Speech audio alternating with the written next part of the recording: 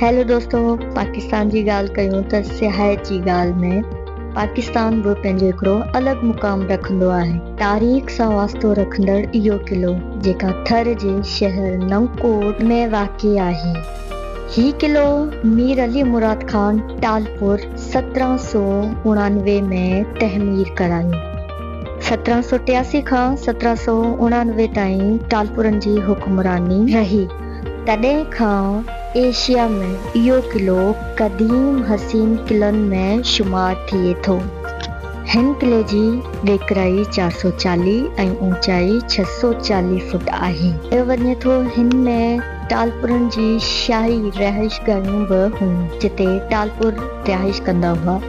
हिन क़िले जी ख़ासि ॻाल्हि इहा आहे त हिन क़िले में लकड़ी जो को बि कमु नाहे थियल। सॼो कमु ब्रिक्स ऐं मिटी जो ठहियल आहे।